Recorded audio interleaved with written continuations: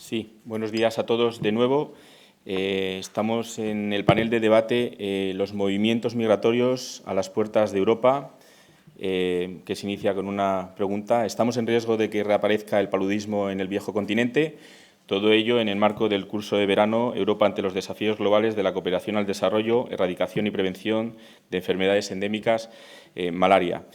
Contamos en este panel con tres profesionales en la materia. Por un lado tenemos a Pepa Benavente Sanguino, que es enfermera especialista en enfermería familiar y comunitaria, asesora técnica de proyectos de enfermería de la Fundación Española para la Cooperación Internacional, Salud y Política Social, del Ministerio de Sanidad, Servicios Sociales e Igualdad. Por otro lado, tenemos a Rafael Vilasanjuan Sampere, director de Políticas y Desarrollo Global de IS Global, secretario general de Médicos Sin Fronteras Internacional. Y contamos también, además, y agradecemos además su participación estando en el entorno en el que estamos en Extremadura, con María Pilar Guijarro Gonzalo, que es directora general de Salud Pública de la Consejería de Sanidad y Políticas Sociales de la Junta de Extremadura. Ella es licenciada en Medicina y Cirugía por la Universidad de Salamanca y especialista en Medicina Preventiva y Salud Pública. Vamos a organizar el panel de debate con una pequeña introducción inicial de doña Pepa Benavente. A continuación tendremos dos intervenciones principales por cada uno de los otros dos ponentes y finalmente tendremos un turno de debate de 30 minutos. Con lo cual, sin más preámbulos, la palabra es toda vuestra. Muchísimas gracias. Muchas gracias y buenos días a todos. Quería agradecer a la Fundación Academia Europea de Yuste que a través de su director, de don Juan Carlos Moreno Piñero, me hizo llegar una invitación para participar en este curso que me ha satisfecho mucho, me ha producido muchísima alegría porque me ha permitido reencontrarme con personas muy queridas y porque digamos que renueva un poco el ánimo y el espíritu cuando uno encuentra aquí a tantos jóvenes comprometidos con la cooperación, unos porque la están viviendo, otros porque la están pensando y madurando. Y en este punto también, para que luego no se me olvide, quería dar las gracias a todos por el esfuerzo, a Rafael, que sé que le ha costado mucho llegar de Barcelona aquí, a Pilar por estar y acompañarme, a los ponentes de ayer.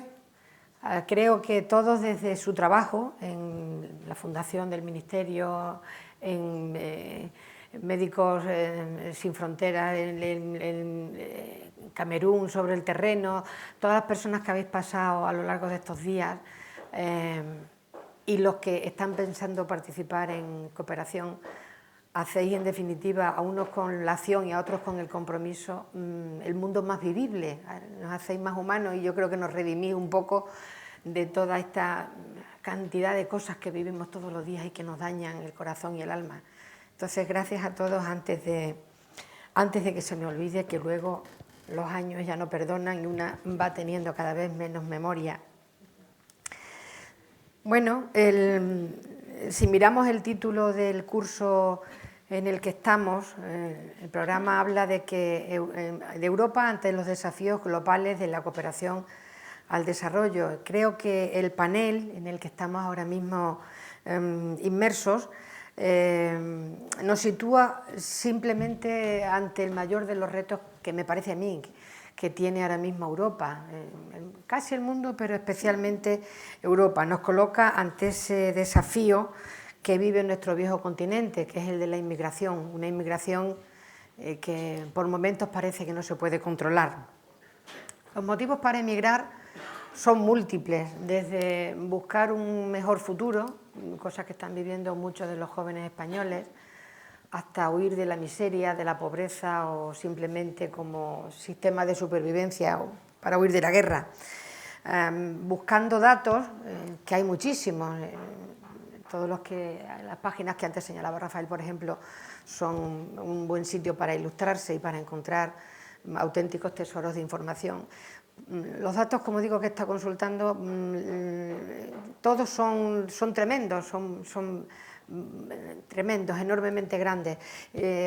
Uno de los que leí anoche, procedente de la Amnistía Internacional, hablaba de que en 2015 llegaron a Europa 1 millón de personas por mar, de los cuales la cuarta parte eran niños. Eso nos habla también de que la inmigración pues, no conoce, por supuesto, de fronteras, pero tampoco de edades, ¿no? La Organización de las Naciones Unidas publicó en el año 2016 un informe llamado Tendencias en la Migración Internacional, revisión de 2015. En ese informe, lo primero que se nos dice es que en el mundo hay actualmente 244 millones de inmigrantes. Como digo, son cifras tremendamente absolutas, ¿no? Este gráfico de barras tan bonito pues habla de la evolución en el tiempo. Vemos que los movimientos migratorios han ido creciendo y van a seguir creciendo, porque también cada vez, como veíamos en la intervención de Rafael, cada vez hay más gente en África, cada vez hay más gente en Asia y cada vez habrá que ir buscando más sitios en otros continentes a toda esa población. Este gráfico de barras nos informa sobre ese informe que os comentaba de las Naciones Unidas. Por ejemplo, que en el mundo viven 244 millones de inmigrantes, que viven, por tanto, en un país distinto a aquel en el que nacieron. Hay un 41% de inmigrantes más que en el año 2000. Otro dato que nos comenta el informe es que los inmigrantes suponen actualmente el 3,3% de la población mundial. No obstante, si nos fijamos en casos como Norteamérica, como Europa o como Oceanía, vemos que ese 3,3% se convierte en un 10% en estos lugares, en tanto que en África, Asia o Latinoamérica, incluyendo el Caribe, no se acerca al 2%. El país que más inmigrantes recibe es Estados Unidos, con más de 46 millones de inmigrantes en el año 2015, seguido de Alemania. Estamos ya hablando de Europa. El segundo país en recibir inmigrantes es Alemania, la Federación Rusa, Arabia Saudita, el Reino Unido, en Gran Bretaña. Me parece que España también está por aquí con un buen número, con 5.852.000 en el año 2015. Por tanto, vemos como cosa gráficamente muy impresionante, que son cifras muy grandes, que van creciendo, que van a seguir creciendo en el tiempo y que tendremos que ir viendo cómo les acomodamos. Ciñéndonos a Europa, porque estos son cifras globales y cifras de todo el mundo, ciñéndonos a Europa, de esos 244 millones de inmigrantes, casi 65 millones están ahora mismo en nuestro continente. Somos el continente con mayor número de inmigrantes del mundo. En ese sentido, yo he preparado esta mañana, o bueno, lo ha preparado también María José y las chicas de la organización, un mapa que me ha resultado muy curioso. En esa búsqueda de datos que hacía estos días, me encontraba... Muchas gracias. Vas a hacer pantalla completa, ¿no? No quiere. Bueno, el mapa que se ha distribuido esta mañana es un mapa elaborado por un joven checo, Jakub Marian, que es físico, es matemático, es lingüista y, bueno, él se define como un artista, realmente es un artista, un experto en infografías y ha elaborado infinidad de mapas sobre múltiples cosas curiosas. Este está basado sobre ese informe de las Naciones Unidas de 2016 en el que hace esa revisión de la inmigración de 2015 y además él lo mejora con algunos datos de la Comisión Europea referidos también a movimientos migratorios en el año 2016. No les pido que se pongan a buscar minuciosamente los millones que van a cada sitio, porque no es esa la finalidad. El mapa, como ven, es muy colorista, es impactante, y a mí lo que me llama la atención, y por eso me he atrevido a hacer la petición de que se distribuyera una copia, es que nos ofrece una Europa donde se ve que Alemania ciertamente es el país a donde más flechas se dirigen. Lo que sí hay es un código de colores, ¿no? Las flechas amarillas significan la inmigración que se produce dentro de Europa. No sé, escoceses que van a Gran Bretaña o portugueses que vienen a España. Hay una serie de flechas amarillas que significan eso. Las flechas azules son los europeos que salen fuera. Y las flechas... a ver, que no veo tampoco muy bien. Hay unas flechas que son... No tengo aquí el mapa y no las veo. Las naranjas, las amarillas, perdón, las naranjas son las internas, las que demuestran los movimientos dentro de Europa de unos países a otros, las naranjas. Las azules son las de europeos que salen fuera. Muchas gracias. Las azules representan los que salen fuera y las amarillas son los emigrantes que Europa recibe de otros países. Hay unas que verán de colores, amarillas y azules, unas que entran y otras que salen, que están referidas concretamente a Turquía, queriendo considerar las dos partes europea y asiática que tiene este país. En todo caso, como digo, ya no se trata de millones, que hemos visto que son 65 millones los que tenemos actualmente como inmigrantes en el continente, sino del ir y venir de la flecha que nos ofrecen un continente asaeteado, un continente ensartado de flechas como la estatua de San Sebastián, pero todavía infinitamente más atacado, más lleno de flechas y que yo creo que da que pensar. Europa está ahora mismo viviendo una gran crisis, tenemos una cantidad de inmigrantes que no se saben muchas veces gestionar adecuadamente, vemos que el Mediterráneo está lleno de gente que fracasa y que muere, y el continente lleno de gente a la que no sabemos acomodar y hacemos, no sé, tratados a ver quién se los lleva y a quién le damos más dinero y cómo lo solucionamos. Sea como sea, hay un bullir de gente tremendo en nuestro viejo continente y eso nos deja ante la perspectiva que ahora los expertos puedan darnos sobre dos temas muy concretos que son los que van a tratar, referidos a la malaria. Por un lado, doña María Pilar Guijarro, que va a hablar acerca de si los auténticos portadores de la enfermedad, de las enfermedades emergentes, provienen de los países del sur.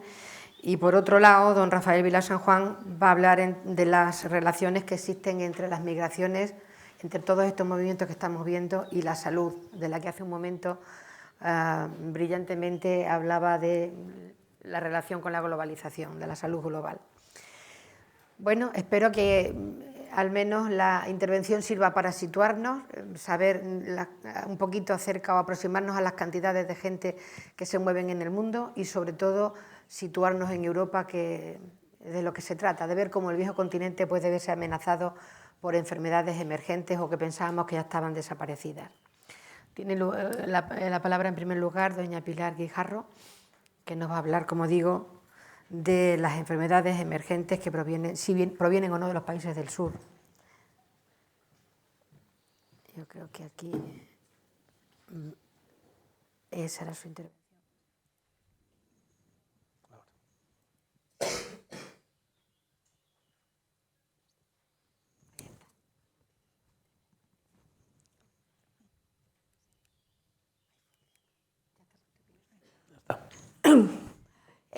Buenos días a todos, a todas. Agradecer a la Academia de Yuste, agradecer a la Universidad de Extremadura y agradecer a la Agencia Extremeña de Cooperación por dar voz a la Dirección General de Salud Pública, que en este caso uno viene por lo que representa, no por lo que sabe, a este curso que tiene lugar hoy. Agradecerle a Pepa, que me invitó y que es amiga y que de alguna manera me ha intentado hacer cómoda la mesa todo el tiempo que hemos estado hablando. Los movimientos migratorios y las puertas de Europa lo van a contar ellos mejor. Yo empezaría eso. Nosotros estamos en riesgo de que reaparezca el viejo paludismo en el continente. Y eso, pues empezamos con una pregunta y yo seguiría pues con otra pregunta. Cuando nosotros vemos aquí, hemos visto a lo largo de todos estos 2 días, habéis visto miles y miles de mapas, y este es uno más. Yo lo que voy a poner no son el último mapa ni el primero, sino es uno más. Nosotros vemos en este mapa dónde está el riesgo de paludismo, o dónde hay países con más paludismo. Nos tenemos que preguntar yo lo haría con otra pregunta. ¿Están dispuestos los países a invertir en servicios públicos y en invertir en estos países del sur y en implementar servicios de salud pública o servicios públicos? Y esa sería la respuesta para que nosotros empezáramos. Si nosotros hacemos la comparación con las desigualdades, con el mapa, que también coincide en un mapa que representa la riqueza económica y la implementación de servicios públicos, vemos que también coincide con los países que teníamos antes, que son los países del sur. Y entonces hablamos de paludismo, pero nosotros tenemos que hablar de todas las enfermedades que estamos ahora pensando en que se pueden introducir en Europa, que estamos en alerta, que estamos con el chikungunya que nos ha venido, estamos con el dengue, que también nos viene, estamos con el Zika o estamos con la fiebre del Nilo o estamos con la malaria. Y son todo de enfermedades emergentes, que lo ha comentado antes Rafa, que son emergentes, que son reemergentes en este caso, que es de lo que hablamos nosotros, que pueden venir a Europa porque no las tenemos o porque ya las teníamos olvidadas y que se llaman tropicales o se llaman enfermedades globales. Y que tienen que ver pues, con la movilidad global de las personas.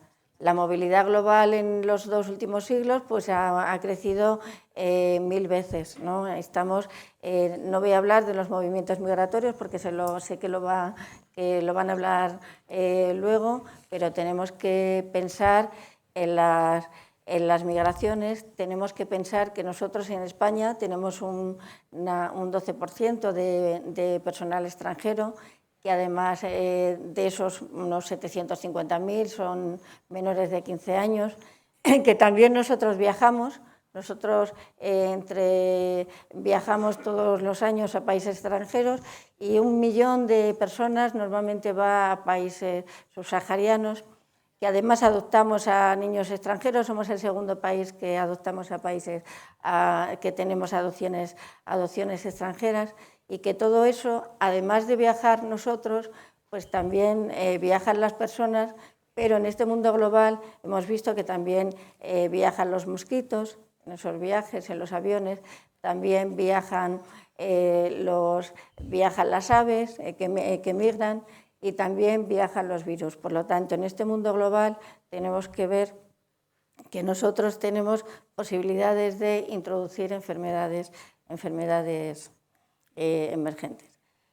Nosotros hablamos de que la erradicación del paludismo, lo habéis visto, ya nos lo han contado por activa y por pasiva en el 94, la última persona de Navalmoral de la Mata en el 61, se erradicó el paludismo. Pero nosotros tenemos las enfermedades, llamamos en lo clásico anofelismo sin paludismo. Es decir, que no tenemos el parásito, no tenemos el virus o no tenemos las bacterias, pero sí tenemos el vector. Tenemos el vector que puede transmitir o que estamos en condiciones de tener esas enfermedades. Y de hecho aquí vemos en el mapa, que nos lo enseñaron ayer, otro parecido cuando hablaban de paludismo como enfermedades emergentes, en el que vemos cómo está distribuido el anófeles por toda España. Pero no solamente es el anófeles, nosotros tenemos también en el anofelismo sin paludismo otros vectores. Tenemos el albopictus, que se asimila a la Aedes aegypti y que el Aedes albopictus, y que en alguna manera es un vector que se introdujo en España en el 2004, que vino de Asia a Europa y que además vino transportado en Asia en las ruedas de los... vino de Asia en ruedas de camiones que venían a España, en reciclaje, que iban para... Entonces, vino desde el 2004 hasta el 2015, vemos cómo está aumentando en la parte... En toda la parte del Levante, y lo tenemos ahora mismo, pues nosotros todavía no tenemos, pero llegamos con él, ya estamos en Huelva. Y vemos además cómo hay en Extremadura. También tenemos otro vector, que acabamos de estudiar, que es la situación, el Crimea-Congo, que lo habréis oído. Y entonces hemos estudiado el vector, hemos estudiado las garrapatas el año pasado, a ver si tenían el virus de Crimea-Congo. Sabéis que, no sé si lo sabéis porque ha salido en la prensa, que en el 2011 ya había esa puntita que se ve en el mapa, en esa puntita de Extremadura, teníamos ya garrapatas infectadas con virus de Crimea-Congo. ¿Quién las ha importado? ¿Por qué ha venido el virus Crimea-Congo a unas garrapatas nuestras? Porque las nuestras son Yalomas lusitanium, lo normal es que sean Yalomas marginatum, que son las dos que tenemos en Europa. Pues porque tenemos aves migratorias que vienen del sur, que vienen de África y que nos traen a Europa también las enfermedades. Y esto hace que las situaciones, aunque las situaciones en Europa, nosotros sabemos que en la región europea vamos aumentando estas enfermedades que están viajando y están aumentando. Traigo cifras. ¿En qué aumentan? Pues el paludismo está aumentando en España, pero en casos autóctonos quedó muy claro ayer que la mayoría, vamos a contar los casos anecdóticos que no son autóctonos, pero la mayoría son enfermedades autóctonas, nos las traen, por eso no los quiero. Y también tienen que ver en Europa, en la otra gráfica que estáis viendo, con los periodos en los que coinciden con los viajes, con las emigraciones. Y está aumentando también tenemos el Zika, pues tenemos 325 casos confirmados en el 2015, o tenemos el chikungunya, que también vemos que están aumentando en España, pero que empezamos a tener los primeros casos autóctonos, ¿no? Tenemos 2 casos autóctonos de transmisión por vía sexual en el Zika y no sé si podemos hablar de chikungunya, en principio no hablamos. Entonces, estamos diciendo que tenemos el anofelismo sin paludismo, es decir, que tenemos condiciones en España en España y en Europa, para que se pudieran dar esas enfermedades. ¿Y cuándo se dan esas enfermedades? Pues pasamos a lo que podemos decir anofelismo con paludismo, cuando tenemos unas condiciones que se puede producir. Y a veces entramos ahí en la que nos enteramos que en el 2011 han hablado también ayer, y me imagino que antes de ayer, de la malaria salen las noticias, la malaria regresa a Europa. Tuvimos en el 2011, tuvimos 61 casos de malaria en Europa que aparecieron en el 2011 y que realmente aparecieron en una zona donde el anófeles estaba en la zona en la que ya había, después de 50 años, aparece el anófeles, o sea, aparece el paludismo en las mismas zonas en las que ya había anófeles con paludismo en los años anteriores. Y además aparece en una zona de migrantes, que venían de Asia, en los que los que tienen el paludismo vivas. Y aparece y no se dan cuenta las autoridades sanitarias hasta 1 año o 2 años después. ¿Y por qué pasa esto?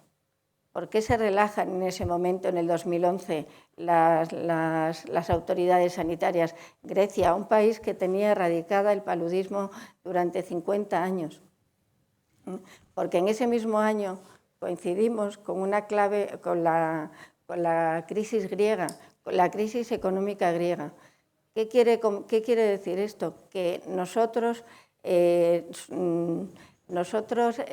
tenemos que estar atentos a la inversión en salud pública y en servicios públicos, y que una crisis económica en zonas, en Europa, en esta Europa desarrollada, que también tiene zonas marginales y zonas, como ya se han comentado aquí, zonas de bajo nivel económico, es donde se va a favorecer el que aparezcan estos brotes que realmente nosotros desde epidemiología sabemos que cuando le ponemos las primeras barreras de actuaciones sanitarias en estos sistemas que tenemos robustos, pues desaparecen. Pero Grecia también, hay muchos turistas en Grecia, y Grecia lo esparce este paludismo, que ya no es paludismo autóctono, sino que es paludismo exportado a distintos países de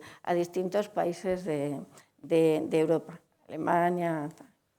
Pero también tenemos anofelismo con paludismo en otras enfermedades, también en el 2002, o sea, en otros países. En el 2012 apareció otro brote. ¿Y dónde aparece otro brote? Aparece otro brote en las Islas Madeiras, en Portugal, y aparece también aparece en diciembre aparecen dos casos de dengue que se tardan en diagnosticar, y que al final pues también se confirmaron un montón de casos que también fueron a todos los países europeos, y que también coincide con que las autoridades sanitarias habían bajado las barreras de defensa y de protección que tenemos que tener para las enfermedades transmisibles, y que coincide con que tienen el anófeles en las Islas Madeiras. Podemos decir que lo tenemos cerca, porque las islas de Madeira con las Islas Canarias están muy cerca. Tienen una puerta de entrada muy cerca a nuestro país, y tienen una puerta de entrada también cerca porque tienen aeropuerto y tienen puertos para que entrara a Europa. También en este momento las autoridades portuguesas toman las medidas oportunas, y bueno, los brotes se van controlando. Y tenemos el último anofelismo con paludismo, que lo tenemos, la última enfermedad importada, que la traigo por la curiosidad, que es el 31 de agosto del 2016, que es la fiebre de Crimea-Congo. Sabéis que aparece el primer caso en la Europa occidental, en España. ¿Y dónde ocurre en España? Pues muy cerquita de aquí, lo teníamos en Ávila. Y a partir de ahí el Centro Nacional de Microbiología notifica el que hay dos casos que además uno es autóctono y el otro ya podemos considerarlo que es inducido, porque es a una enfermera. Y volvemos a tener vectores en este caso, que no son los vectores humanos. Tenemos a la garrapata y tenemos a los animales, a nuestras monterías, a los animales que están en el monte. Posiblemente puede ser el ganado también un vector. Por lo tanto, nosotros nos tendremos que hacer esa pregunta. ¿La población española es susceptible de infección por paludismo? Y cuando hablo de paludismo, hablo de cualquier enfermedad importada que no exista. Entonces, sabemos que la historia natural de esta es un proceso complejo, de todas, porque habéis visto en la diapositiva anterior un poco el esquema del Crimea-Congo, y estamos viendo aquí la historia natural de lo que es el paludismo. Todas pasan porque tiene que estar el parásito, en este caso del paludismo, el virus, en el caso del Crimea-Congo, tienen que darse las condiciones favorables para el vector en la reproducción. Tiene que estar la persona susceptible para que eso pase. Y además luego tiene que pasar en la persona normalmente su periodo, su ciclo de reproducción y volverse a producir. Por lo tanto, son procesos complejos que hacen que no sea fácil, pero no quiere decir que sea imposible.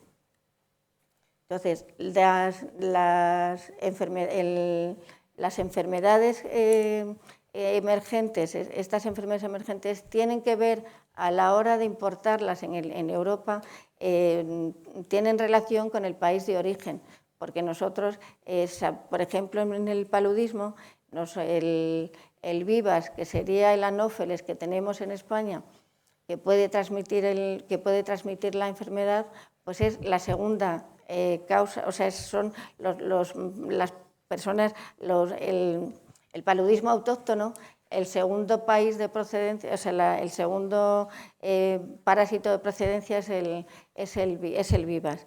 Eso significa que nosotros podemos decir que tenemos pocas posibilidades, pero en sitios como en Inglaterra, que tienen otro tipo de migración, que tienen más emigración del este, tienen el primero es el vivas. ¿Tenemos a las personas susceptibles? Pues tenemos a los viajeros, tenemos a los inmigrantes, que lo dirán luego. Y en el tema de las personas susceptibles, y como yo voy a la salud también viaja, nosotros cuando los de salud pública tenemos unos servicios de la salud también viaja, sabemos que también se viaja la enfermedad.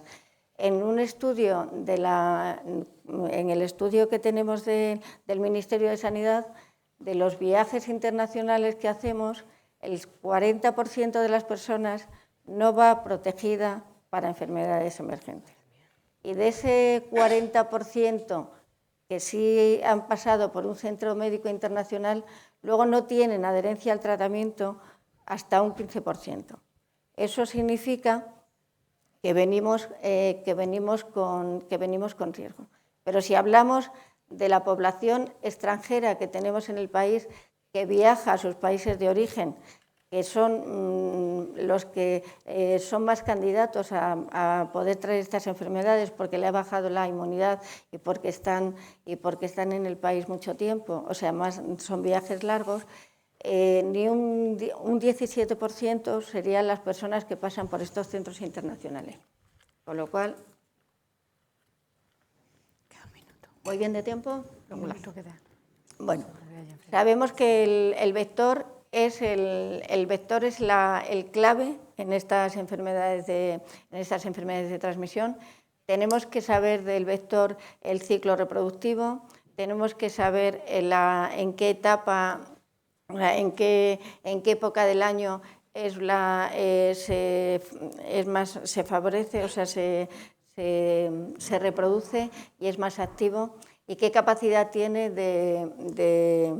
qué tiempo de vida tiene para poder tomar las medidas frente a esta posible introducción de enfermedades emergentes en Europa. ¿Qué planes tenemos para enfrentar una posible epidemia? Pues los países nos vamos poniendo en algunos planes. En concreto, desde el Ministerio, desde todas las comunidades autónomas, porque en la Comisión de Salud Pública participamos todas las comisiones, se ha aprobado un plan nacional para el control de los vectores de las enfermedades emergentes, y para todas las enfermedades que tenemos riesgo, tenemos hecha la valoración del riesgo en el Ministerio. Yo os traigo la del paludismo porque es la que han hecho en el 2015, pero tenemos absolutamente, dependiendo de los niveles, pues hasta del 2016. ¿En qué se basa o qué tenemos que saber? Pues tenemos que hacer una vigilancia epidemiológica, y me voy a mover porque lo veo, una vigilancia epidemiológica y una vigilancia microbiológica para intentarlo evitar. Porque sabemos que los médicos de atención primaria no están habituados a diagnosticar paludismo, ni a diagnosticar dengue, ni a diagnosticar Crimea-Congo. Entonces, el diagnóstico precoz y el tratamiento precoz son fundamentales a la hora de intentar evitar las epidemias. Tenemos que formar a los médicos de atención primaria y a los médicos especializada con los posibles síntomas. Tenemos que hacer una buena investigación epidemiológica. No es lo mismo los casos clasificarlos. Nos decían ayer que no sabíamos contar. Hay que clasificar bien el caso importado, el caso inducido y el caso autóctono, porque las medidas que se toman en cada uno de ellos es diferente y porque deberíamos intentar que no hubiera ningún caso inducido y no podemos evitar los casos autóctonos. Reforzar para los casos inducidos, tenemos que reforzar las medidas de contacto entre la persona infectada y el vector. Es importante que cuando las personas acuden a los centros sanitarios se les diga pues, que tienen que ponerse, utilizar repelentes o hacerle la información sanitaria sobre la vigilancia entomológica para detectar la presencia del vector, fundamental e importante, y veo que voy mal de tiempo y entonces voy a hacer un poco de prisa. Establecer los criterios esto sería el plan que tenemos las comunidades, las distintas comunidades sobre el plan de vector para actuar en los... Y esto es el protocolo que tenemos nosotros, concreto de Crimea-Congo, que os lo traigo cómo se vaya actuando, cómo nos vamos a esto y que lo colgamos en nuestra página web, no porque tuviéramos el curso, sino porque vamos trabajando en la segunda actualización antes de ayer en la página de la Consejería. Y también saber que tenemos una red de hospitales de atención para los posibles casos autóctonos. Todas estas actividades, lo hemos comentado muy bien, hay que reforzar los mecanismos de coordinación entre las distintas administraciones, entre el Estado, entre las administraciones locales, que tienen que ver mucho con el control de los vectores, las comunidades autónomas en las enfermedades. Y hay que informar y hacer participar a la población. Este sería lo que nosotros estamos preparando para difundir a la población en octubre, cuando empiecen las garrapatas y cuando empiecen las monterías, para que las personas lo sepan. Y entonces, también nos tendríamos que hacer la siguiente pregunta, para finalizar la última pregunta, si tenemos que invertir tanto aquí o tenemos que invertir más en el sur. Muchas gracias. Muchas gracias.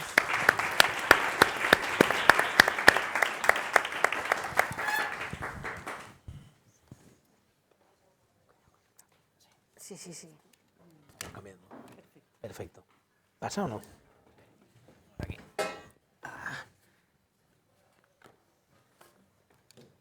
Lo que no sé es... ya lo tienes puesto. Tienes lo que necesitas. No, pero no está mío.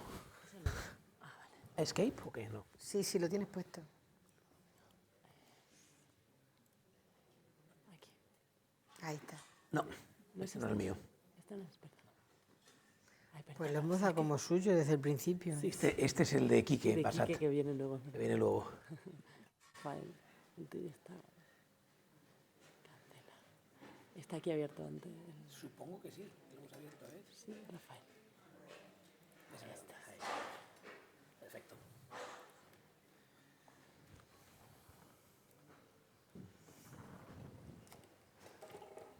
Y que esté cómodo. Muy bien. ¿Empiezo? Sí, por ahí. Pues nada, como he conseguido destrozar la agenda en mi primera intervención, voy a hacerlo ahora más breve, entre otras cosas porque Pilar ya ha hecho toda la parte médica. Yo, como ya os decía antes, no soy médico, soy periodista y por lo tanto pues me corresponde más transmitir y ver cuáles son los remedios. Y quiero Cuando preparaba esta intervención, esta parte de la intervención, me reuní con nuestra experta, con nuestra investigadora en salud y migración, ¿no? Y ella puso la parte más médica y yo le decía cómo enlaza esto con un discurso más político, más de visión estratégica, ¿no? Así es que iré mucho más rápido por la parte médica, entre otras cosas porque tampoco tenéis ninguna garantía de que lo que explique corresponda al 100% con lo que me han explicado a mí. Pero además lo ha explicado magníficamente Pilar y no necesitamos hacerlo. Lo primero la primera idea que quiero transmitir, bien, históricamente los inmigrantes o los extranjeros o los que vienen de fuera se han percibido como un riesgo para las poblaciones siempre debido a las enfermedades que nos traían. Esto es histórico, es decir, siempre ha sido así. Y por lo tanto ha sido una forma de protegerse, de decir, no, cuidado, que el que viene no es como nosotros. Y eso ya es un discurso de dominación, como puede ser el discurso histórico de dominación, que es entre el hombre y la mujer. Como las mujeres son diferentes, pues yo domino. Bueno, pues como el que viene de fuera es diferente, pues yo domino. Es decir, hay todo un discurso de dominación que viene hacia el que viene de fuera. Y eso hay que tenerlo en cuenta. Malaria sí, malaria no. Bueno, hay muchas enfermedades en las que tenemos que considerar, no únicamente las transmitidas por vector, que también, ¿no? Pero yo, por ejemplo, he traído algunos casos. La enfermedad de Chagas. La enfermedad de Chagas está en España y aproximadamente debemos tener unos 80.000 personas que están infectadas con el Chagas. ¿De dónde vienen? Pues básicamente vienen de Latinoamérica, zonas endémicas de Latinoamérica. Ahora bien, tenemos transmisión vertical, de madre a hijo también, y la transmisión vertical en estos momentos el screening solo se está haciendo, que yo sepa, en España, en Valencia y en Cataluña. Es decir, todas las madres sistemáticamente que han nacido en Bolivia y en zonas endémicas son sometidas a screening. En Madrid me dicen que también, pues también. ¿Qué quiere decir? En Barcelona, por ejemplo, en el Clínic nos sale aproximadamente un 26%. Es decir, mujer embarazada que viene de zona Gran Chaco, viene de zona endémica, Bolivia, que son básicamente, porque a nosotros los mexicanos que nos vienen no son la inmigración, digamos así, que viene de las zonas rurales. La que nos viene de zonas rurales, la que es más endémica en temas de Chagas, viene básicamente de Bolivia. Un 26% quiere decir una de cada cuatro mujeres. Sus hijos nacerán con Chagas congénitos si no se actúa sobre eso, ¿no? Por lo tanto, el Chagas se ha expandido en base a los movimientos de población, en base a la población. La tuberculosis, exactamente lo mismo. Hay toda una serie de impactos de tuberculosis en función de lo que explicaba antes Pilar, de la procedencia de las poblaciones. Es evidente que tiene más impacto en inmigración en países del norte que están, o de Gran Bretaña, donde están admitiendo más afganos, más de la antigua República Soviética, donde la prevalencia es todavía mucho mayor. Y también es evidente que eso ha hecho que nos fuéramos adaptando y que incluyamos en los cribados, en las recomendaciones españolas de la tuberculosis latente, el hecho de que se venga de países de alta incidencia en los screenings, ¿no? La tuberculosis, bueno, pues todos lo sabemos, tiene un riesgo mucho más elevado en poblaciones más vulnerables, lógicamente tiene pues mucho más impacto en aquellas poblaciones que ya están pues con situaciones de alimentación, de salud, etcétera, mucho más precarias que las que tenemos aquí, pero hay una serie de cuestiones que debemos de tener en cuenta, es decir, qué accesos al sistema de salud tienen, por lo tanto, cómo se puede hacer un diagnóstico precoz y cómo no dejar que la detección sea tardía y que, por lo tanto, tenga mayor impacto en salud pública en nuestros países. El SIDA, exactamente lo mismo. La llegada de inmigración ha hecho que las cifras aumenten en casi todos los países europeos, en algunos de ellos, pues por ejemplo en Suecia, donde hay mucha inmigración, es un país que acepta muchísima inmigración, prácticamente entre un 70 y un 80% de los nuevos casos vienen como consecuencia de inmigración que ha venido al país y que en estos momentos pues afortunadamente puede ser tratada. En el SIDA lo mismo, ¿no? Se tienen que poner bueno, pues las condiciones para poder atenderlos y en los procesos, digamos, de detección ya hemos incorporado los países de alta endemicidad y por lo tanto políticas que tengan que llevar al tratamiento de estas personas. Malaria. Bien, vemos aquí que hay mucho más riesgo en familias de inmigrantes ya establecidas en nuestros países que viajan a los suyos para visitar a la familia que en los nuevos que llegan. Al menos estos son lo que nos están dando los estudios. Luego, deberíamos de pensar si realmente el discurso de inmigración y salud o si es el discurso de prevención y, por lo tanto, como decías, ¿no? De ir a un país sin la adecuada asesoría, ¿no? Tenemos el caso de Grecia, que no voy a incidir porque ya se ha explicado. Es verdad, había una crisis y esa crisis afecta de manera sustancial a los sistemas de salud. Entonces, bueno, se dan una serie de casos de malaria en Grecia, que luego se exportan a otras partes.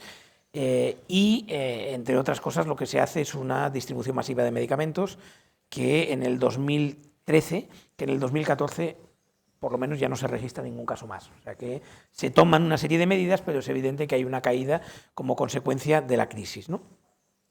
Entonces, cuando nos planteamos cuáles son los problemas, lo primero que debemos hacer es plantearnos que sí, que efectivamente hay una serie de enfermedades que pueden venir como consecuencia de la inmigración.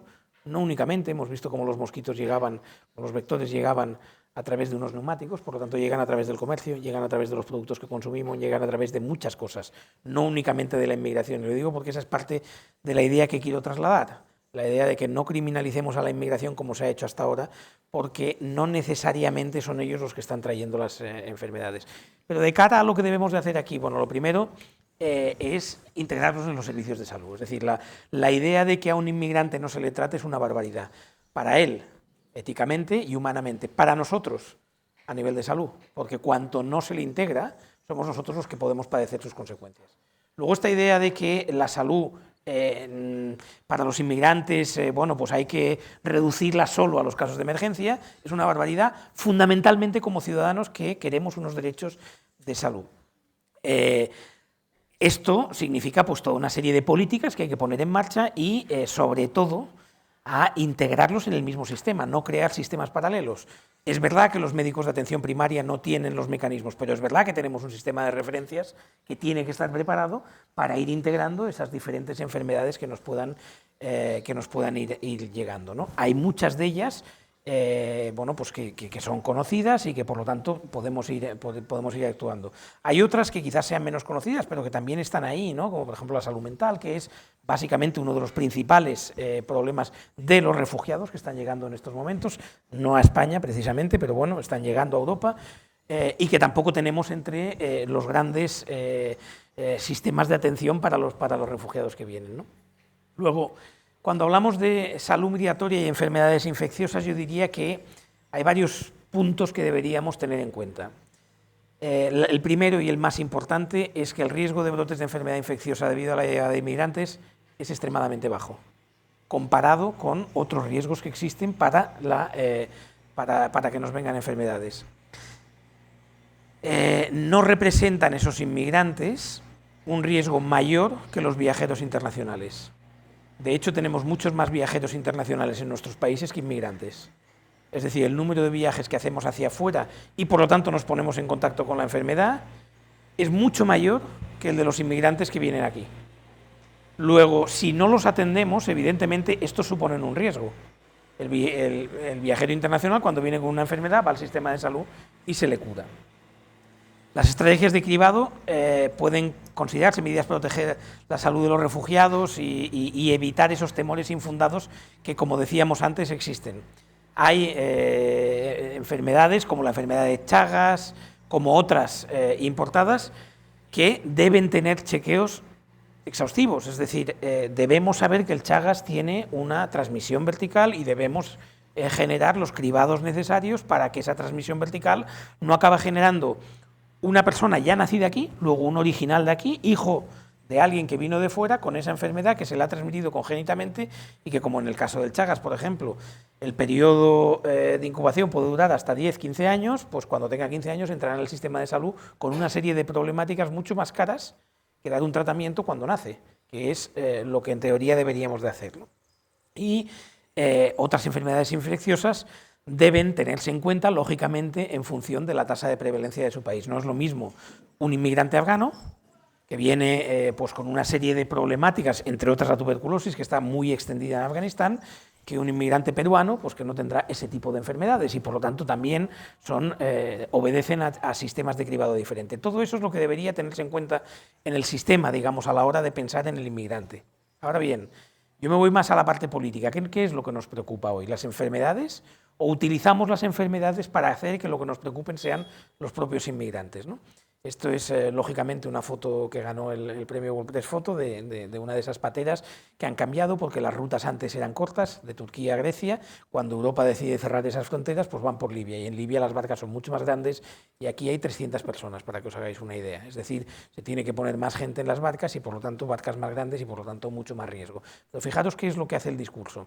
Este es el discurso de Donald Trump. Las hordas de menores inmigrantes ilegales que entran en Estados Unidos están trayendo enfermedades graves como la gripe porcina, el dengue, posiblemente el virus del ébola y la tuberculosis, que representan un peligro para el público estadounidense y para los agentes de la patrulla fronteriza obligados a cuidar a los niños, de acuerdo con un congresista estadounidense que también es médico. Esto es lo que dijo Donald Trump. Es decir, se utiliza la salud como una prevención para que los inmigrantes vengan.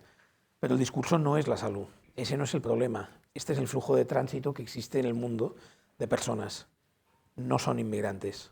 El flujo básico es la movilidad de la población y no la inmigración, la principal causa y conductor de muchos de los efectos de enfermedades. Si os fijáis cuántos vienen de América, comparado con el flujo que hay entre Europa, Estados Unidos y Asia, donde han venido la gripe aviar, etcétera, etcétera, ninguna de estas enfermedades, o casi ninguna, viene o exclusivamente o ni siquiera por inmigrantes.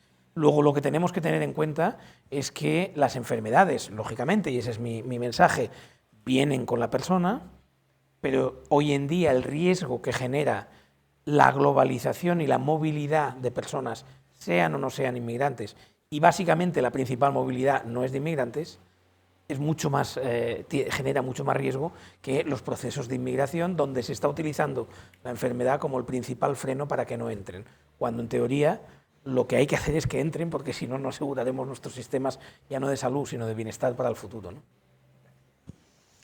Pues muchas gracias.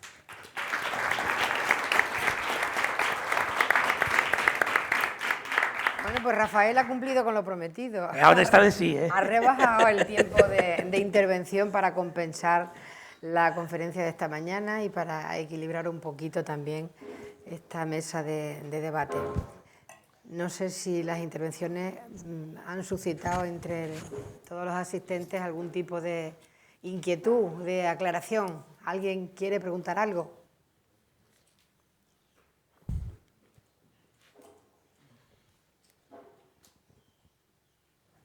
Sí, hola. Bueno, antes de nada, gracias por la presentación. Me ha gustado mucho, es una pregunta para usted. Me ha gustado mucho la idea que has puesto de la salud es necesaria de todos, que la salud de todos es necesaria para un poco repercutir en la salud pública. Pero me viene también la duda de hasta qué punto estamos capacitados como país si tenemos distintos criterios de screening dependiendo de la comunidad, como es el caso de la enfermedad de Chagas, para garantizar esta salud para todos y que repercuta en la salud pública de todo el país. A ver, en todo lo que son los cribados de Chagas y todo lo que es la prevención del Chagas, los protocolos son comunes para todo, exceptuando la transmisión vertical. Es decir, en los bancos de sangre, en las transfusiones, en los trasplantes, en todo esto que es donde se podría transmitir el Chagas, es común para todo el territorio, para todo el Estado español. Como ha dicho la consejera, existe un mecanismo de coordinación a nivel estatal, ¿no? Y nosotros hace relativamente poco estuvimos en el Ministerio de Sanidad forzando a que de alguna manera fueran ellos quienes lanzaran la idea de un protocolo estandarizado para toda España. Y ellos dicen, bueno, esto depende de las comunidades. Bueno, depende de las comunidades y a lo mejor hay alguna comunidad que tiene muy poca afectación. Puede ser que sí, pero en cualquier caso, por sacar un protocolo común, luego cada uno lo implementará como pueda, ¿no? Yo creo que la mayoría, y aquí yo creo que la consejera tiene más voz y más conocimiento que yo. No, pues, me encanta. Casi consejera. Lo prefiero, Pilar, prefiero disfruta. estar en un nivel segundo, ¿eh? Disfruta, Pilar. Nos podrás explicar mucho mejor. Yo creo que la mayoría de todo lo que genera un riesgo grave está bastante protocolizado en común entre todas las comunidades autónomas. En el caso del Chagas, lo que pasa es que yo creo que es una enfermedad que se ha ido descubriendo a medida que se tenían pacientes aquí, ¿no? Y claro, es que un paciente de Chagas, un niño que nace con Chagas, con un tratamiento muy corto, tenemos la certidumbre al 100% de que se cura. Luego, eso es evitar problemas futuros. Es verdad, el 60% de los que tienen Chagas no lo van a desarrollar. Luego hay mucha gente que dice, bueno, si no lo desarrollan, y el otro 40% lo desarrollarán y a lo mejor tardan 40 años. Pero si sabemos que esa enfermedad de partida, ese niño ya va a dejar de tener la enfermedad, hombre, pues actuemos, ¿no? Pero es verdad que ahí todavía hay diferentes grados de conocimiento, de incidencia de la enfermedad, etcétera, ¿no? Es decir, yo creo que las dos comunidades más afectadas de Chagas en estos momentos son Madrid y Barcelona, o las dos ciudades más afectadas, por lógica, por la inmigración boliviana que ha venido.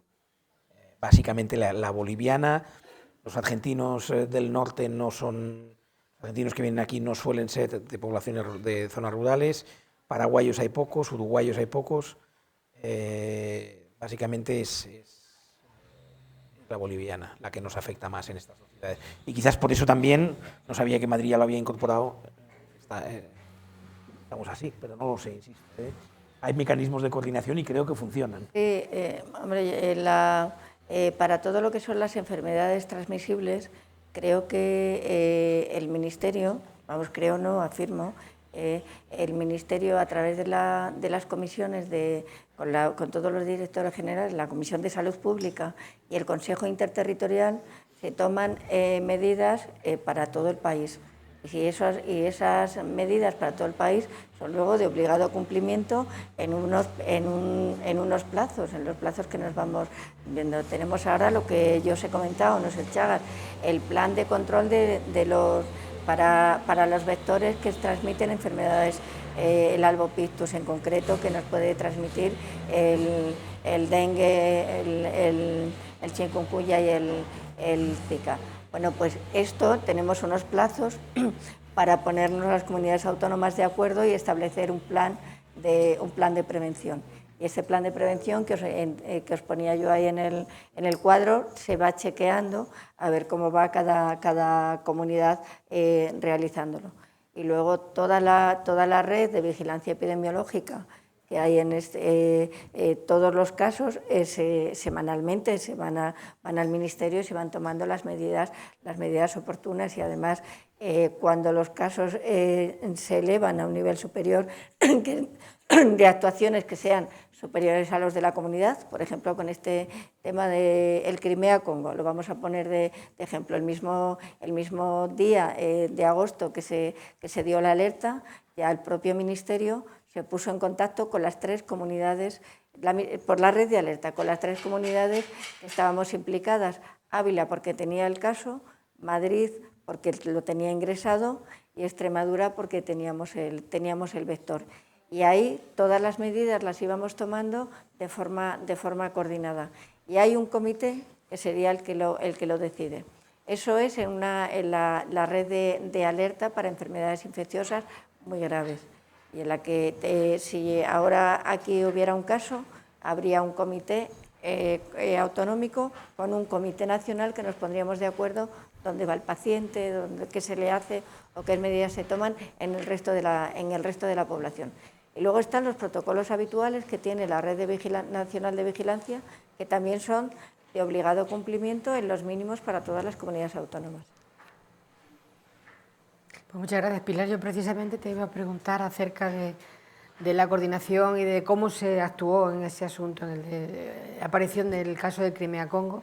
Lo tenía anotado antes para haberte preguntado, pero creo que con la explicación que has unido a la respuesta de aquí, que queda bastante... Claro, el caso de Crimea-Congo pues, ha traído también, además de la actuación coordinada, pues el estudio real desde el Ministerio de cómo está, de qué nivel de riesgo tenemos, porque a veces lo que nos pasa, a veces lo que pasa es que viene la enfermedad y nos están avisando. Yo sé la última charla, la última que había tenido con el Colegio de Veterinarios, que estaban allí, que teníamos que ver esas garrapatas, los mosquitos, tal, porque había posibilidades de que en España se diera un caso, que se dará otro caso. Tenemos riesgo bajo, pero que se daría. Entonces, no se sabe el nivel de riesgo, no se sabe realmente la incidencia que puede tener, pero se está, a partir de ese caso, que vamos un poco detrás, pues se está haciendo un estudio para ver la prevalencia que hay de virus en los vectores, que serían las garrapatas. Empezamos en Extremadura, que es lo que yo os he puesto, porque era donde la zona más cercana al caso desde el principio hasta el final, y ahora se está haciendo pues por el resto de país donde tenemos la Lusitanium. Y además de eso se están actualizando todos los protocolos de vigilancia del Crimea, y se ha vuelto a activar la red de hospitales que se activó con el ébola, y que a veces esto también nos hace un empuje y para que los líderes, como dice él, y el sistema empiece a actuar y a recordar que hay que estar preparados pues para una posible epidemia o pandemia, o de ébola no creo, de estas enfermedades no creo, porque tenemos riesgo bajo, pero bueno, nos pueden venir por otras vías, ¿no?, que las ha comentado. Lo que pasa con estas enfermedades es que nos viene un caso y ya creemos que es una epidemia. Sí. Entra el miedo. Claro, vamos a ver, claro, cuando una enfermedad está desaparecida, brote significa que aparezca un caso. Entonces, Crimea-Congo es un brote de un caso. Es verdad. Hay por ahí otra pregunta. Sí, yo, aparte de felicitaros porque ha sido excelente, a calcar 3 aspectos que creo que son importantes. Las enfermedades que habéis dicho existen, están aquí, pueden existir, pero hay 3 más que no habéis comentado y que también existen y sucederán. La primera de ellas es la esquistosomiasis. La esquistosomiasis, ya sabéis que en estos momentos en Europa, es decir, ya se han dado casos autóctonos, pero además la esquistosomiasis da la casualidad que el caracol de agua que la transmite lo tenemos en España. Y por la experiencia mía en el centro de acogida de migrantes en Andalucía, el inmigrante subsahariano, la esquistosomiasis suele dar clínica y se tolera bien, por tanto se puede detectar. Y en el inmigrante subsahariano que llega a nuestros centros, en concreto en Granada, no es frecuente, pero no es excepcional, encontrar la esquistosomiasis. Me refiero que esa enfermedad viene y, sin embargo, nunca se habla de ella. Y en nuestros ríos tenemos, y sabemos que hay muchos ríos que están profundamente contaminados en España. La segunda enfermedad, que tú la has comentado, que es la fiebre de Crimea-Congo, tiene una peculiaridad. Ya se ha hablado de las aves migratorias. Si solo fueran las aves migratorias, estaría en España desde hace muchísimos años. Pero, sin embargo, hay otro factor que es posiblemente más importante, que es el trasiego de ganado a través de toda la Unión Europea. Y, en concreto, la llegada de los ciervos, que son su reservorio con sus garrapatas, que llegan a España para las monterías. Y ese es otro de los grandes reservorios. Y la tercera, y llegan los ciervos, y la tercera es el que todos sabemos que España es endémica y ha sido endémica, aunque actualmente la incidencia es bajísima, de las leishmaniosis. Y cuando uno se va a la costa, la mosca de la arena la puedes ver sin mucha dificultad. Es decir, la población que llega emigrada desde Medio Oriente, en concreto los sirios, menos los iraquíes, que los que llegan de Brasil, pueden también suponer otra vez un incremento del riesgo y de volver a disparar la incidencia de la leishmaniosis en España. Nada más que estos comentarios. Y volveros a felicitar por lo que habéis dicho. Muchas gracias. Muchas gracias. Un buen apunte, un toque de atención también a las autoridades sanitarias para que no solamente nos fijemos en la malaria o en Crimea-Congo, sino que hay otras enfermedades y otros modos de transmisión. Quería, como eran 15 minutos tampoco, y la ponencia era del paludismo, la tuve que centrar en algo, porque si no era para abrir el debate. respecto al reservorio, y por eso me he centrado en el reservorio de los vectores. No nos hemos metido en el reservorio de los animales domésticos o de los ciervos y lo que nos preocupa, ¿no? Porque los ciervos en España están muy controlados, están en fincas y las fincas están cerradas y eso nos preocupa, no tiene mucho movimiento. Pero sí nos preocupa el que ha salido pues algún jabalí, que son animales más descontrolados. Por eso, pero no podemos decir ahora el riesgo, porque por eso hay que ampliar el estudio y tampoco sabemos las que tenemos en el suelo. ¿Alguna pregunta más?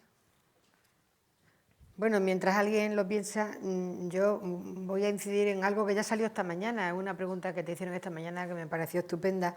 Es el momento que vivimos con el nuevo presidente de Estados Unidos, que promete recortar todo lo recortable, como tú enseñabas hace un momento en una de las diapositivas.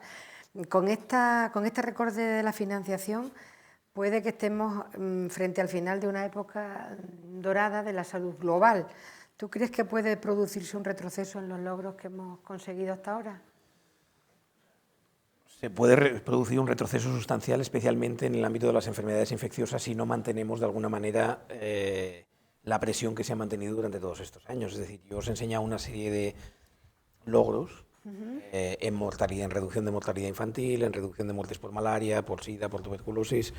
El gran problema en estos momentos es que Estados Unidos es el principal financiador mundial y de las políticas de cooperación internacional, es decir, a través sea de USAID, a través de los programas del presidente, a través de una serie de acciones que Estados Unidos siempre ha tenido muy claras. Es decir, hay países, y en eso quiero romper una lanza por aquellos países que en los últimos años han abierto mucho más la vía de decir necesitamos una sostenibilidad global, y curiosamente los 3 países que en los últimos 5 años han subido más sus presupuestos de cooperación internacional son 3 países con gobiernos conservadores: Gran Bretaña, Alemania y Japón.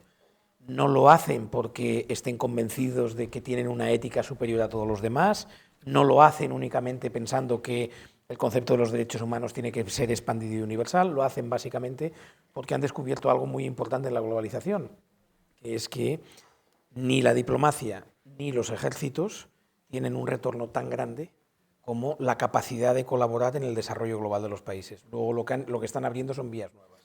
Y están abriendo vías nuevas con mucho impacto. Es decir, lo que están haciendo es un análisis de impacto de qué políticas son las que están consiguiendo mayor impacto, de forma que yo las pueda defender delante de mi sociedad. Cuando a mí mi sociedad me venga y me diga, tú estás quitando dinero a la salud pública para dárselo a la cooperación, que es un debate muy demagógico, porque también se podría decir, tú estás quitando dinero a la compra de armamento para dárselo a la cooperación, pero este nunca sale, no sé por qué, nunca se pone en el mismo nivel. Luego, siempre sale el de la salud y la educación, cuando son partidas completamente diferentes, o las pensiones, ¿no? Es decir, no tienen nada que ver. Estamos hablando de un presupuesto muy pequeño. Para que nos hagamos una idea, en España en estos momentos el dinero hábil, el dinero que sale después de pagar a los recursos humanos, apenas llega a 500 millones. 500 millones. Lo dejo ahí, ¿no? Nada que ver con los miles de millones de salud, los miles de millones de educación, y por supuesto no es lo uno o lo otro, ¿no? Son uno y lo otro. Si no hay un esfuerzo global por mantener ciertas políticas, vamos a sufrir un retroceso. Evidentemente, en el caso de Estados Unidos hay que tener en cuenta varias cosas. La primera es que los 2 programas principales del presidente de Estados Unidos de momento están garantizados. El PEPFAR, que es el programa para el SIDA, está garantizado, y el programa de malaria del presidente de Estados Unidos también están garantizados. Son 2 programas que abrieron en su momento George Bush y que continuó Obama y que se supone que van a continuar. Luego en esas enfermedades están, donde sí es verdad es que va a haber una reducción drástica en los fondos que se entregan a la Agencia Americana de Cooperación, y que eso va a afectar especialmente a toda la política, digámoslo así, más digamos ideológica sobre el concepto de abortos, planificación familiar, salud sexual y reproductiva, y que eso va a requerir que alguien lidere eso, porque si no lo lidera Estados Unidos, alguien más tendrá que liderarlo, ¿no? Sabemos que la Fundación Bill y Melinda Gates son unos de los que están poniendo más recursos para que eso no se abandone, pero veremos a ver hasta qué punto son capaces de hacerlo, ¿no? Ten en cuenta que la Fundación Bill y Melinda Gates, siendo muy potente, siendo probablemente el financiador más potente que hay en estos momentos privado, pues está invirtiendo 3.000 millones de dólares al año, mientras que la reducción de Estados Unidos puede ser casi el doble, ¿no? Luego, ahí hay un desequilibrio y habrá que ver cómo. Lo que no se puede permitir es que volvamos a cifras pasadas, porque lo que no conseguiremos es avanzar hacia un mundo más desarrollado, y eso lo pagamos todos. Bueno, ahora imagínate que soy Mariano Rajoy y convénceme de por qué España tiene que invertir en solucionar enfermedades endémicas de otros países. Pues mira, te voy a dar 3 razones que la hemos intentado hablar y lo estamos hablando y llevamos tiempo trabajando en eso. La primera razón es porque si España quiere jugar un papel a nivel internacional no puede estar ausente de las grandes organizaciones internacionales. Es decir, en estos momentos a España ni está ni se le espera en casi ninguna de las decisiones internacionales. Se nos llena la boca de Europa, pero no estamos en el board del Fondo Mundial, no estamos en el board de donde se deciden las vacunas, no estamos en los altos cargos de Naciones Unidas, no estamos prácticamente en nada. Es decir, nuestra presencia internacional ha sufrido un bajón tremendo y eso tiene consecuencias en lo político, evidentemente, porque a la hora de decidir vas a decidir mucho menos, pero tiene consecuencias en lo práctico. Pensar que, por ejemplo, el Instituto de Salud Global de Barcelona, que está entre, digámoslo así, y lo digo sin arrogancia, ahora que no está aquí, que está Kiki Bassat, que está ahí, que es uno de los principales de malaria, investigadores de malaria, el Instituto de Salud Global en Barcelona hoy por hoy está en malaria, es uno de los 3 principales institutos mundiales en investigación de malaria. Nuestra competencia son la Universidad de Oxford y la Universidad de Harvard. Y te diría, o os diría, que estamos a ese nivel y que en algunos aspectos estamos muy por delante. Luego, ¿qué ocurre? Que los países que están invirtiendo recursos lo que están diciendo es queremos a nuestros investigadores. Luego, de alguna manera también estamos evitando que haya mejores puestos de trabajo más calificados en nuestro país. No queríamos eso, no queremos generar conocimiento aquí. Aquí, pues en Barcelona tenemos 100 y pico investigadores que están en malaria, que están trabajando muy bien. ¿Por qué? Por la calidad de lo que se está investigando. ¿Esos recursos de dónde vienen? Básicamente de los financiadores internacionales. ¿Quién decide esos recursos? Quien está en los boards decidiendo cuáles son las estrategias. Luego, estamos ausentes. Segunda razón, los países con los que tenemos una relación privilegiada nos están pidiendo que les ayudemos. Luego, si no ponemos esos recursos allá, será difícil que otros países no nos quiten esas relaciones privilegiadas, desde Latinoamérica hasta África. Tercera razón, nuestro grado de penetración, y ahora todos los que vienen del mundo de la cooperación, cuando digo esto, se alarman. Cuando un país tiene una buena relación de cooperación, tiene también muy buenas relaciones en todos los demás aspectos, en el político, en el económico, en el sector privado. No es la razón de ser de la cooperación, pero si yo fuera el presidente de mi gobierno, preferiría tenerlo. Y la cuarta razón, lógicamente, es ética. Si creemos realmente que tenemos que conseguir un mundo más estable, más solidario, pues no nos podemos olvidar, evidentemente, de los que lo están pasando peor. Y los que lo están pasando peor son aquellos que se mueren porque no pueden llegar pues, a los 5 años, porque han nacido en países en donde no hay políticas de prevención. Luego yo creo que hay muchísimas razones, pero no hay que mirarlo únicamente en la manera clásica de la cooperación, sino hay que mirarlo en el retorno que eso genera. Y por eso digo, vuelvo al discurso inicial, qué curioso, y planteémonos por qué Gran Bretaña y Alemania y Japón, gobiernos conservadores los 3, son los que más están invirtiendo en los 5 últimos años hasta llegar al 0,7. ¿Por qué? Porque no hacemos la misma reflexión aquí. A lo mejor llegamos a las mismas conclusiones. Muchas gracias, Quique. Siento no ser el presidente del Consejo de Gobierno. Lo podemos trasladar. Muy bien, muy bien. ¿Alguna pregunta entre el público? Bueno, pues yo voy a seguir con alguna más que tengo por aquí anotada. ¿Hasta qué punto con las vacunas actuales podemos hacer frente o podemos actuar frente a las grandes epidemias, especialmente ante la malaria? No sé quién de los dos se anima. Ante la malaria, el que mejor lo puede explicar es el doctor Bassat, Quique. Pero vamos a ver, en la malaria vacunas solo tenemos una. Una vacuna que es la que nosotros estuvimos trabajando para su desarrollo en los ensayos clínicos de fase 2 y fase 3. Esa vacuna, en la recomendación de la Organización Mundial de la Salud, tiene muchísimas restricciones. No se va a poner a disposición de uso universal. Se van a hacer pruebas de concepto en 3 países. Luego, todavía está en fase, digámoslo así, de experimentación. no va a ser el remedio, pero insisto, que Quique Bassat es el que mejor os puede explicar cómo puede actuar esa vacuna de cara a que algún día sirva otra vacuna para la erradicación de la malaria.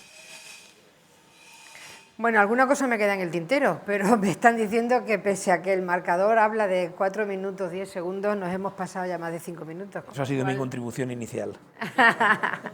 Con lo cual tenemos que darla por cerrada. Me quedo con ganas de más cosas que ahora, si es posible, te las pregunto y se las pregunto a Pilar. Muchísimas gracias, ha sido muy interesante.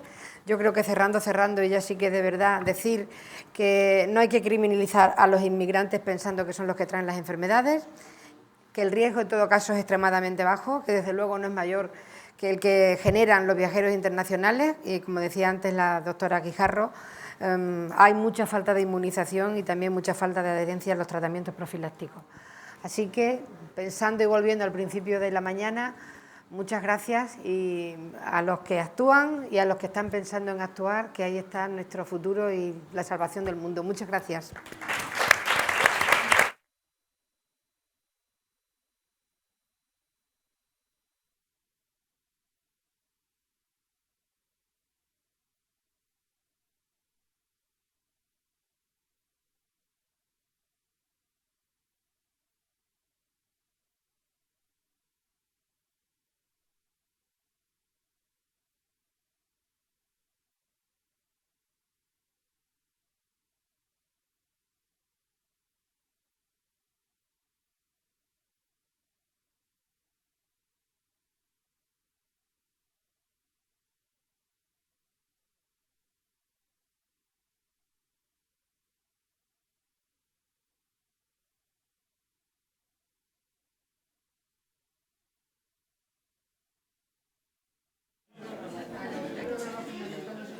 Permitiendo reconstruir el país poco a poco.